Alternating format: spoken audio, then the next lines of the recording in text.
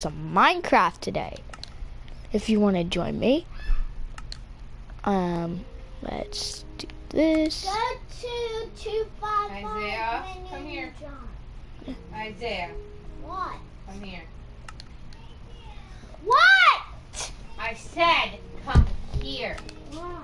First of all, you don't give your address out to anybody online. Second of all, you need to get your schoolwork done. So why don't you come and sit down next to me and we will get it done together. Did you read it all today? Not fix the. Did you read today? Thank you. We're gonna be building a. So maybe you need to get a book and read a book for a little while.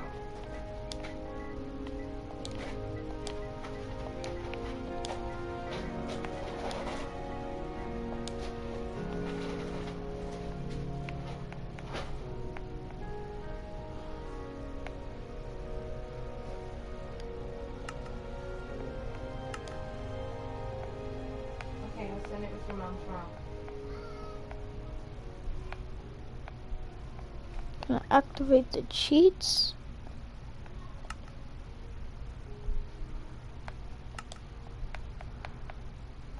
Keep inventory.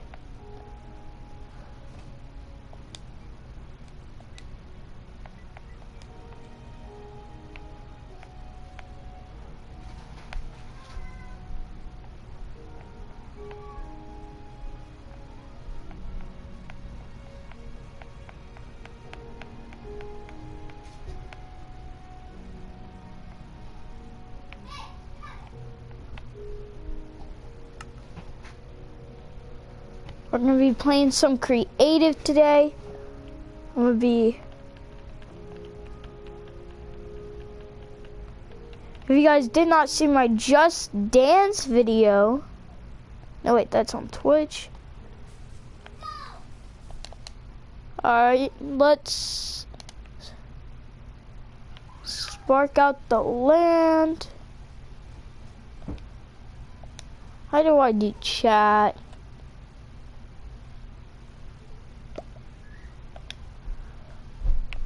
Alright, what I'm gonna do is first thing I'm gonna do is I'm gonna get some glass. Guys. Next, come here, let me see your iPad. Oh, what? So I can see what assignments you have to do. We're gonna get some bricks, I have 6 some wool, Okay, well then get it done. and some nether brick. Can I, No. can I at least get a certain amount? Like 5? No. You done nothing Get 'em today. done, buddy. Otherwise, you're just gonna have them piled all up. Look at that. What are you doing, Jabba? I'm gonna build a house. At first I gotta spark out the area. I think right over here. I'm trying to untie the I'm gonna make this a house that can be used for survival. Are you okay? Hey. Oh, Joa, I That's got breaking. a perfect idea. Since there's creepers in the night, I'm doing like a. No more. You haven't gotten a booby yet. oh, yeah, so you could build a wall?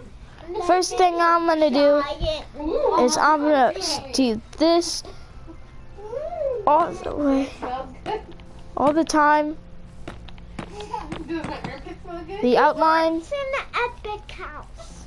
I always build the most epic house. It's 1, 2, 4, 5, 6, 7, 8, 9. We're gonna do this 12 bricks long. Let's count this again.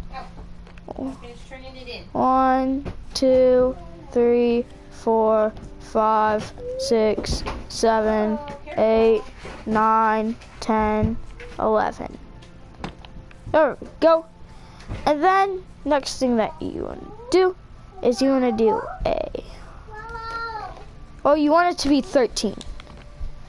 And this counts as 1, 2, 3, 4, 5, Bill, where's 6, my phone? 7, 8. You got it last. 9, 10, 11, 12, 13. 1, 2, 3, 4, 5, 6, 7, 8, 9, 10, 11, 12. And then we're not gonna have this even at all. I kind of just want it done, you know, so. Alright.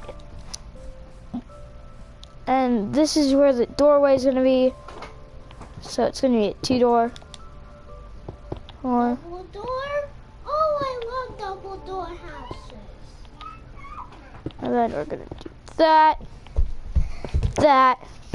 So that's gonna be the entry. Then on this, I have another portal in your house. I'm never doing that. Why? Because monsters can actually come through the nether portal if they're smart enough.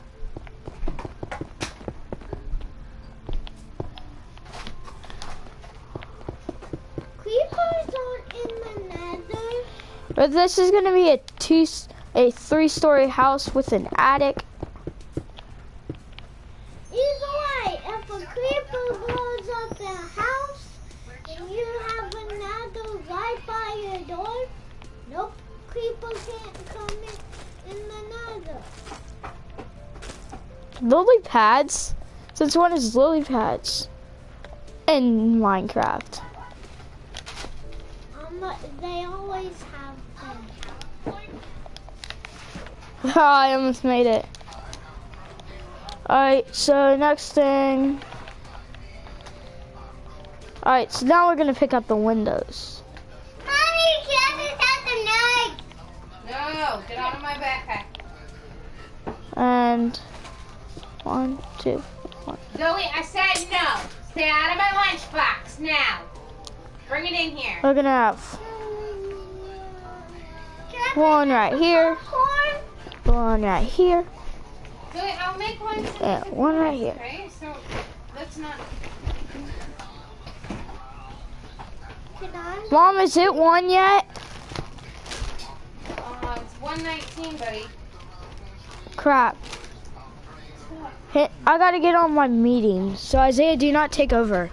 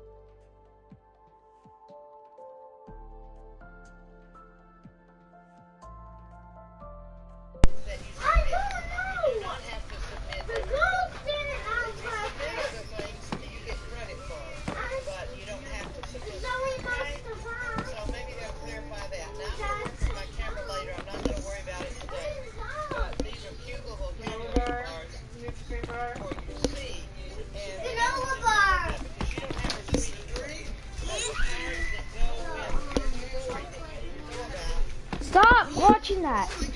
Is the first one. And Dr. Martin Luther King Jr. really did fight a lot for injustice. And injustice is that some people spend their entire lives fighting injustice or unfairness. And at the time, and he was doing it for all people, primarily for black people, because at the time it was not fair for the lives of black people. And there's still things today that are not fair. And not just for blacks, but for other minorities. And so we still have groups that fight injustice today. Numerous is another word. If numerous people sign a petition, there are many voices can change laws. So that's another thing that can happen and make things better. And one of the things you can think about as we read these stories is, what would you do if you had a dream and you could change the world that we live in today? What would you do to make it better? And we have some really weird things happening right now in our world, especially with coronavirus. And Which is fake. Now listen, wouldn't that be cool?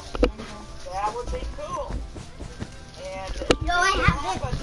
so don't give that up at all. And another word is segregation. Laws on segregation once kept African Americans and white Americans separate. No, it's not a page. It's just a The way book. they would post their signs, it means separated. Like black kids didn't go to school with white kids. And black people couldn't even use the same restroom as white people. They would have a sign that would say white, and that was for white people. Stop, Joey. Anybody who was not black. Please And stop. the other one would say colored. That was the word they used. And instead of black. And then, because there were other people, Hispanic people were not treated fairly either. But he was really concerned about black people and anybody not Please stop. fairly. Nourishing. Many groups hope to end hunger by giving people healthy, nourishing food. And we still have that problem even today. Not enough food to feed our people. And especially if parents lose jobs in this pandemic and during coronavirus. It's been almost a year now. And some people have not had jobs, so that's really hard on families when you need food. And I'm fortunately, finishing in the school, house you and I'm can go paying pick up attention. food at the cart to get it. And there are food banks, but even food banks have trouble keeping enough food. But that's a serious Is that problem. Dad? Captured. Some leaders have captured or caught people's attention with moving speeches. Zoe, can you check and see that if that's Dad? Inspire people. And we also think of captured sometimes is when people are captured for doing something wrong. Is the car back home? And they have a trial. The black one? Now, dedicate. Martin Luther King Jr. wanted to dedicate his life to equality. Because Zoe kicked it off. Coming out. And he did. He spent his whole life Is the car home? trying to make things better for people, and sadly, he was assassinated by some crazy person. You know, in one of his speeches that he was giving, but he did. He actually sacrificed his life trying to make changes for people. Dream. Many people have a dream of fair treatment for all. It is their goal. I know as a teacher, it certainly is for me. And if I ever see another teacher treating a child like I think they should not be, I say something to them about it. And I know I really got upset when I was teaching in Loudoun County because we had this teacher, and she was the teacher who tested kids for the gift program. And I had this little Hispanic boy in my class who was so smart. And I wanted her to test him because I thought he was gifted. Well, I knew he was. But you have to pass tests in order to show that you are. A teacher can think a lot of things, but you have to have the numbers to prove it. And I said, now, whatever you do not test him at a desk sitting in the hallway. He will be too distracted. He needs to have a quiet place for you to test him. And at our little school, kindergarten was only half a day. So in the afternoon, the kindergarten is where a lot of kids got tested with them. Well, where do you think this woman, and she was a friend of mine, but I did not realize how prejudiced she was. She tested that child in the hallway. Hey! He didn't make enough points to pass it. Hey! But here's the cool thing. His sister I had also taught. She was very shy and she was very smart. But we had a private school in Middlesbrough who had this special summer program for kids. And you could get scholarships to attend those summer programs. So first the sister Mom said I could. summer program, and the school I got enough she was schoolwork very done. smart, and they gave her a scholarship to go to that school. So once she got out of elementary school, 5th grade, she got to go to this private school. And she graduated from that school, and she went to college at William and Mary. Let me tell you something, kiddos. That is a school that is very hard to get into. Only the best and brightest kids go to that school. And she graduated from that school, and she met her husband at William and Mary, and they got married. Hey! And she had her graduation party. I was invited. There were a few of the teachers that she had at that little school who invited. And that was a most fun party. And it was just so exciting to see that she got a fair chance. Well, that little brother, the same thing. He went to the summer program. They gave him a scholarship to go to that private school, and he got to finish his education in that school and was recognized for how smart he was. So, the gifted teacher at our school who did the testing didn't keep him from being able to be recognized for how smart he was. But I mean, there are little things like that that go on in the world all the time, and a lot of them don't even, like she never got in trouble for testing him in the hallway. I know the principal was not happy that it was not fair, but, you know, he didn't get tested again. So, anyway, you know, you see things going on that you want to try to fix, and if you're in a position to try to fix it, you certainly do that. And so for those two kids, it was like giving them a teacher recommendation to get in that summer program. Yes. Get off!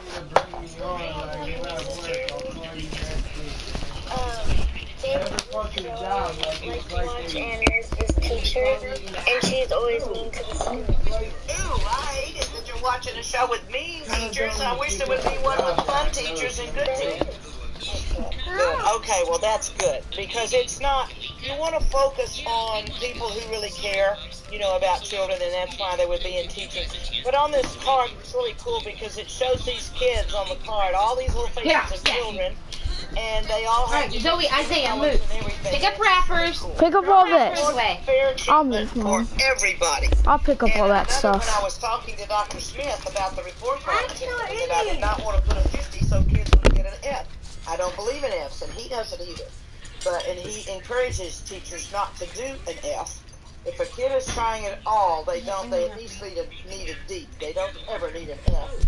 But I learned that my first year that I taught school, which was 40 years ago. I was in this tiny little school in Arkansas because my husband couldn't get a job in Texas. He didn't have his student teaching, so he had to teach it, and this is where he got a job, so I got a job there.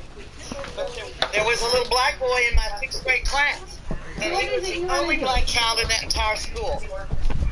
And he made B's and A's under me, and he could not believe it. He said, I've never gotten anything but a C all my life.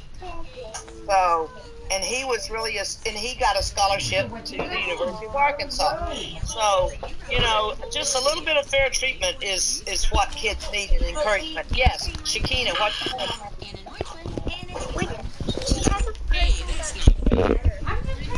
Okay, just a second. Now, mute your microphone so I can see. Now, what do you mean? The people who got treated a little better, you mean, during all this time? Nothing comes through. And I don't want to do no fucking factory job that's going to kill my fucking back. I know one teacher was really mean. I worked too hard to get where I'm at. I don't want to go backwards and have to clean my fucking any race. Because my back can't handle that either. But we want to work to make every race be treated fairly. Okay? Alright. Now, so Shakina, that's the best I can answer that question. At the time, he was working so hard, though generally people had it. Because if I have to be somewhere, I'm not going to get the fucking job anyway. And as a kid, I know this part for sure. So like then it puts me back to square one where I'm stuck with me that I've been given, and I'm stuck doing it, but I don't, like, I'm You know tired of what? sitting That around is waiting in on people to just hand that me is in money. the story that I'm going to read to you today. So you'll hear But that that's what part. you want to happen. Now, encounters, brief encounters or Honestly. meetings But with that's heroes not can what I inspire want to kids happen. to Like, work I never for wanted change. this in the And first this is place. a picture on this card of former President Jimmy Carter, who started Habitat for Humanity, building houses for people to help them have a home to live in. Now, preferred. Some Americans have preferred or chosen to work for change in a group. So when you work together, you usually have more power and more influence. Recall. Most people can look back and recall a situation when they were treated unfairly. And I think some of you could probably think of a time when you were not treated fairly, and it's hard to understand, and it helps you grow and be a stronger person, but it's still not fun when it happens. Now here's an example. It's easy to admire a leader who sets an example of fairness and equality. So those are cards for vocabulary that help us to understand some of the things going on when he was a child. So now let's read this story. And now the target skill for today is to determine the author's purpose. So as you read My Brother Martin, as we read it, you think about the author's purpose or the reason for writing. Does she want to inform, entertain, or persuade readers? For clues, you look at the text evidence. Pay attention to the details that the author chooses to support her point. Note what kind of words she chooses to describe people and events. And then it shows a graphic organizer, and this is what I was going to show you on the webcam too. But it's just like three little boxes on the top that say side-by-side detail, detail, and detail, and then they all point down to the author's purpose. So we're going to monitor closely, monitor and clarify. When you're reading My Brother Martin, it says monitor or pay attention to your understanding of individual words as well as ideas. And if something does not make sense, you stop it to clarify it and make it clear. And you can clarify by rereading a sentence or paragraph and using context clues. And this is something you can do in your own reading. Now, to preview this topic, civil rights. Civil rights are the rights that every person has as a citizen of the United States. Until the 1960s, many African Americans did not have the same civil rights as other Americans. One of the most powerful leaders in the fight for civil rights was Dr. Martin Luther King Jr. He led peaceful protests that eventually led to changes in the laws about the rights of all Americans. And My Brother Martin, his sister, tells about childhood experiences that inspired her brother to spend his life fighting for civil rights. Now, his sister's name is Christine King Ferris, and she's the sister of Dr. Martin Luther King Jr. My Brother Martin is her second book about the famous civil rights leader. The first is Martin Luther King, His Life and Dreams. In addition to being a writer, she's also a college instructor and a speaker. So this is actually a book. It's a story in your book, but it's a book. I don't know. Epic might even have it. I don't know. But, certainly other libraries have it. And it had really cool pictures in it, and I also wanted to show you the pictures as I read, but that's not going to happen. So let's just read it and enjoy the story, and you take notes. Now, she says, we were born in the same room, my brother Martin and I. I was an early baby, born sooner than expected. Mother dear, that's what she calls her mother. Mother dear and Daddy placed me in the shift robe drawer. And a shift robe is like a drawer underneath a closet kind of thing that stands by itself. It's not built into the room. And it stood in the corner of their upstairs bedroom. So they pulled out a drawer and made a baby bed for her in that drawer. I got a crib a few days afterward. A year and a half later, Martin spent his first night in that hand-me-down crib in the very same room. The house where we were born belonged to Mother Dear's I don't parents, know what we're supposed our to do. grandparents, Where we're the supposed to Reverend go. and Mrs. A.D. Williams. Get out, stuff, Sassy. We lived there with them and our Aunt Ida, our grandmother's sister. And not long after, my brother Martin, who we called M.L., because he and Daddy had the same name, our baby brother, was born. His name was Alfred Daniel, but we called him A.D. after my grandfather. They call me Christine, and like 3 peas in 1 pod, we grew up together. Our days and rooms were filled with adventure stories, and cheaper toys, with dolls, and Monopoly, and Chinese checkers. And although Daddy, who was an important minister, see, so both her parents had ministers as their fathers. And Mother Dear, who was known far and wide as a musician, often had work that took them away from home. Our grandmother was always there to care for us. I remember days sitting at her feet as she and Aunt Ida filled us with grand memories of their childhood and read to us all about the wonderful places in the world.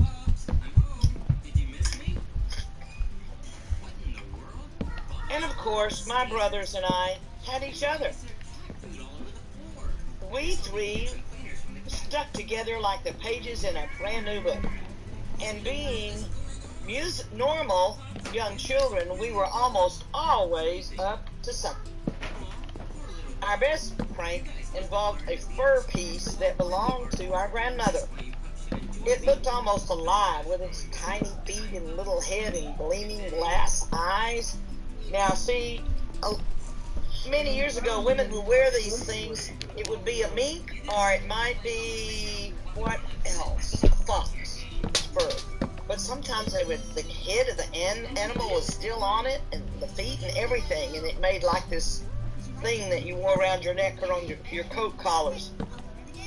But anyway, Dad, FedEx is here. Looking. So, every once in a while, in the waning light of evening, we'd tie that fur piece to a stick. And hiding behind the hedge in front of our house, we would dangle it in front of unsuspecting passers-by. Boy, you could hear the screams of fright all across the neighborhood. See, they lived probably pretty close to the street. Then there was the time Mother Dear decided that her children could always play piano. I didn't mind too much, but ML and AD preferred being outside to being stuck inside with our piano teacher, Mr. Mann, who would rap your knuckles with a ruler just for playing the wrong notes. Well, one morning, ML and AD decided to loosen the legs on the piano bench so we wouldn't have to practice. Look at my house so far. We didn't tell Mr. Mann, and when he You haven't seen the most of it. Crash! Down he went. Oh, Mom, that looks That would amazing. be a pretty funny prank, but it could have hurt him. But Look, most of Mom. them were good, obedient children, and ML did learn to play a few songs on the piano. He even went off to sing with our mother a time or two. Given his love for singing and music, I'm sure he could have become as good a musician as our mother. But his life not called him down a different path. But that's just what his life did. My brothers and I grew up a long time ago, back in a time when certain places in our country had unfair laws that said it was right to keep black people separate because our skin was darker and our ancestors had been captured in far-off Africa and brought to America as slaves. Atlanta, Georgia, the city in which we were growing up, had those laws. Because of those laws, my family rarely went to the picture shows or visited Grant Park with its famous Mom, do you see that? Llama. In fact, to this very day, I don't recall ever seeing my father on a streetcar. Because of those laws, Is Dad leaving? When is that leaving to get his car Daddy inspected? preferred keeping ML, AD, Me too, close to Leslie. home, Esther, what are you where we'd doing? be protected. Mom, look at that In llama. a neighborhood in Atlanta that's now called Sweet Auburn. It was named for Auburn Avenue, the street that ran in front of our house. On our side of the street, 2-story frame houses similar to the ones we lived in. Okay, somebody needs to mute their mic. Thank you, Albert. Please mute Is your your mic. card bright enough? Across You have to activate it. Across it, on the other side of the street, crouched a line of one-story row houses and a store owned by a white family. I think we're about to hear this little story about the friend. When we were young, all the children along Auburn Avenue played together, even the two boys whose parents owned the store. And since our house was a favorite gathering place, those boys played with us in our backyard and ran with ML and AD to the firehouse on the corner where they watched the engines and the firemen. The thought of not playing with those kids because they were different, because they were white and we were black, never entered our minds. What did you get? Well, one day, ML and AD went to get their playmates from across the street, just as they had done 100 times before. But they came home alone. Thank you. The boys had told my That's not brothers a cool card. That is so couldn't play together cool. anymore because AD and ML were Negroes. Now, remember back at that time, capital Negros was not the N-word. It was the polite word to use for black people. And then people turn that word into the N-word that is disrespectful, and we don't want to hear it at all. But at the time, Negroes was the respectful word. And that was it. Shortly afterward, the family sold the store and they moved away. We never saw or heard of them again. Kind of interesting. Now, in explaining historical events, what happens here? Why were the white children no longer allowed to play with ML and AD? What do you think? Anybody have any ideas on why they suddenly couldn't play together anymore? What do you think, Shakina? Because they had different skin tones. Yeah, their skin tones were different. No other reason. No other reason. Just Ridiculous. No. No, come on. But it's the way things were. Get down. No, get down. I know. Did I tell you about the time one Christmas when I was in high school and my best little friend's daddy owned a store? In my bed. And it was called Ben Franklin's store. And in that store, and this was in the 1960s, 70s, the black people could come into the store, but they had to use the back door. Well, at Christmas time, the gift wrapping section was at the back of the store. And they hired me to be able to help Charlotte wrap presents for people who bought, their presents in the store. You could get them wrapped in the store back then. And I love wrapping presents. Well, I wrapped everybody's present the same to make it really pretty with bows and everything. Well, Charlotte kind of whispered to me once after I'd wrapped a present for a black person, as pretty as I had anybody else's, and she said, "You don't have to be so careful with those. Just put some paper on it." Well, I didn't like that. I didn't say a word, but I kept on wrapping fancy presents for everybody, including the back. We should have You know what is unlimited. really sad to me? You talk about being treated unfairly.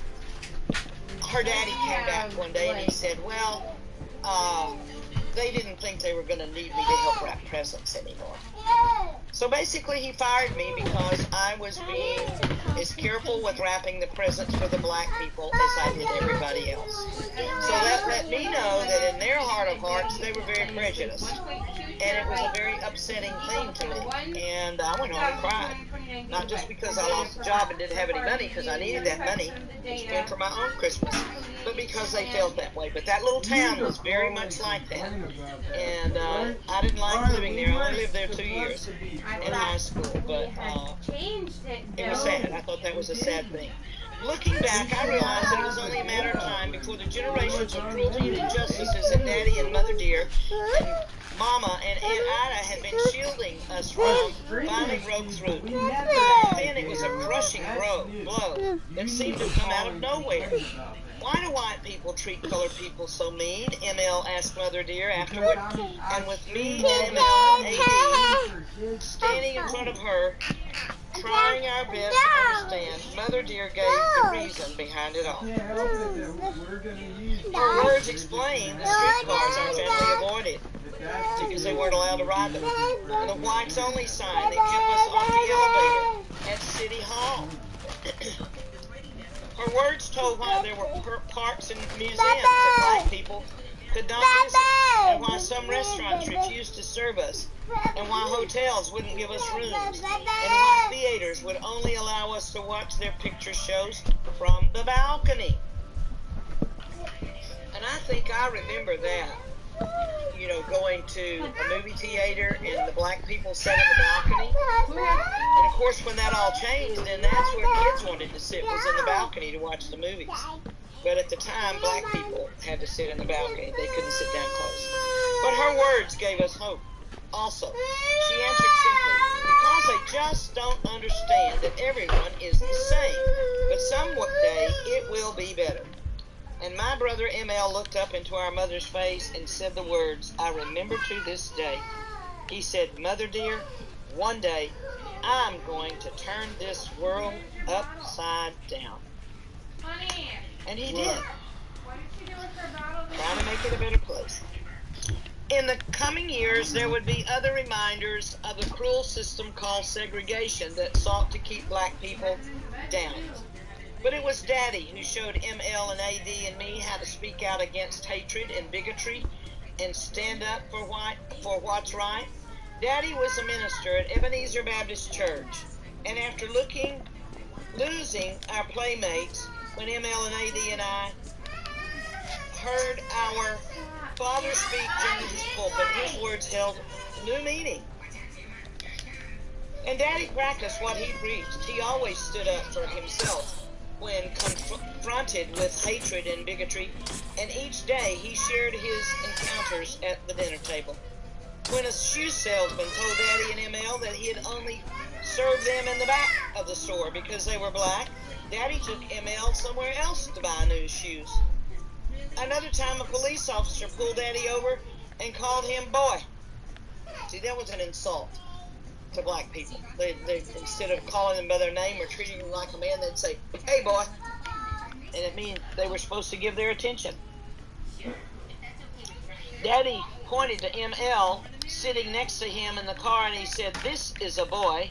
I am a man, and until you call me one, I will not listen to you." These stories were as nourishing Thank you. that was set Thank you. on the table. And this is how Thank these you kids learned so about much. them. Years would pass, and many new lessons would be learned. There would be Isaiah, we got a speeches subscriber. and watches and prizes.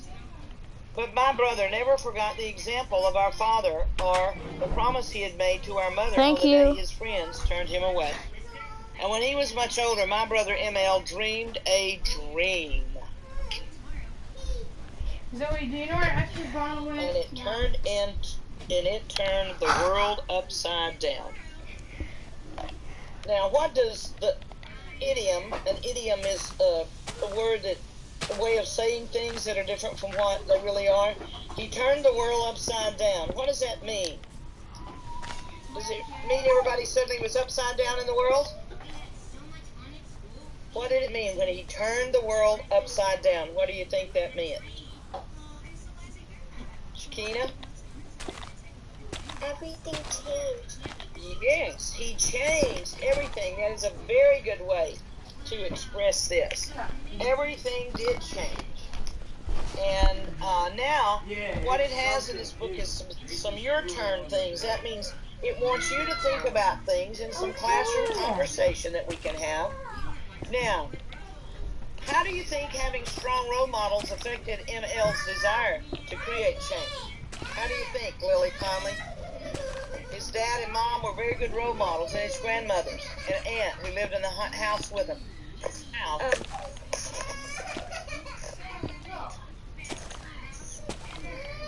How did that make him? How did it make him change the world? Well, number one, his dad said, you know, in that song, Someone else said it, they just noticed it on their bill that came today too. They just put that shit on there. We didn't agree to that. No. My billing terms was unlimited data, not that shit. The world, and Martin Luther King Jr. saw that. And he wanted to change it even more, didn't he? Good. Now, in what way is Dr. Martin Luther King Jr. a role model for others? How is he? So let me get.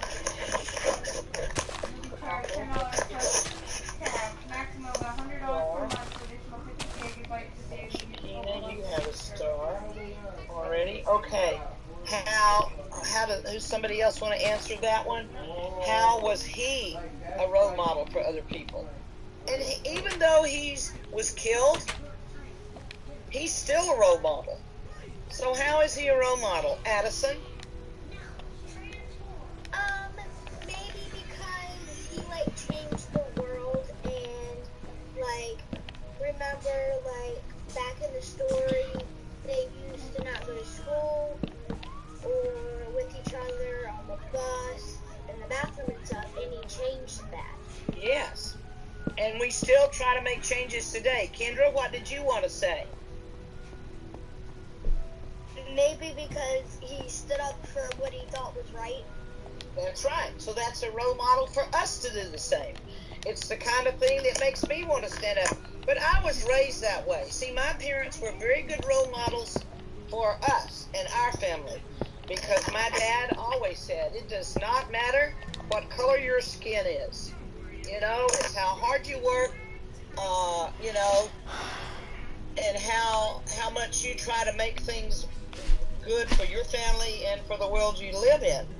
And so that was a very good example for us.